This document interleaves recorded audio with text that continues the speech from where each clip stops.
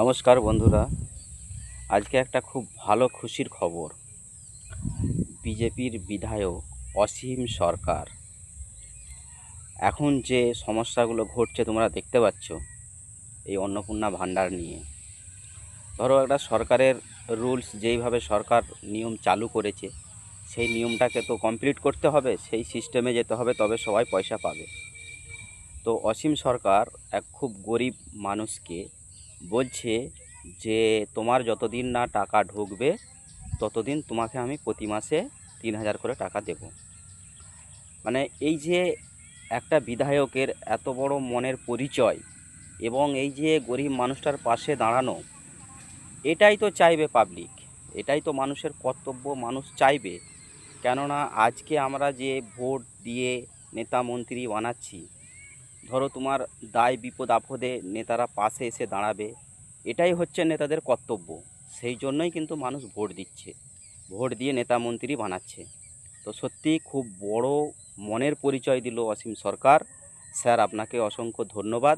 ওই দিদিভাইকে বলছে যে যতদিন না তোমার টাকা ঢুকবে ততদিন তুমি কিন্তু আমার কাছ থেকে 3,000 করে টাকা নিয়ে যাবে। যখন তোমার টাকা ঢুকে যাবে তখন থেকে তোমার টাকা ঢুকবে, আর কোনো অসুবিধে নাই। আরও এবং অফিসার দিকে একটা বার্তা দিল, দেখলাম ভিডিওতে, তোমরাও দেখতে পাবে, ভিডিওটা আমি দেবো।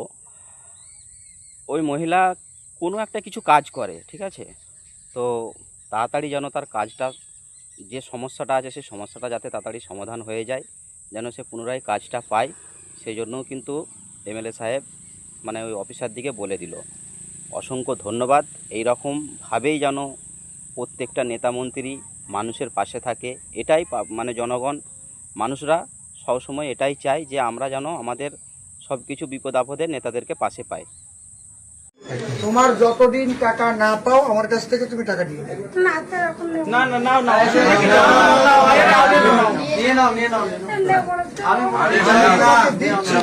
এই যে প্রথম মাসে 3,000 টাকা নাও, তুমি যতদিন না পাও আমি দিয়ে দেবো।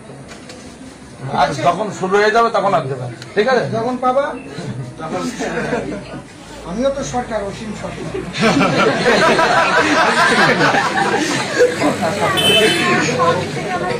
তুমি কেন না, তোমাকে আপনার দায়িত্ব দিলাম, এফসিএস সার্টিফিকেট সবার আগে বের করে নিতে, ঠিক আছে?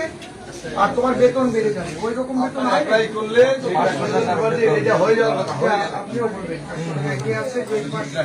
500 টাকা বেতন দিচ্ছ তুমি, না দিলেও তো অনুফান থেকেই দেয় না। আরেকজন কর্মী আছে তাদেরকেও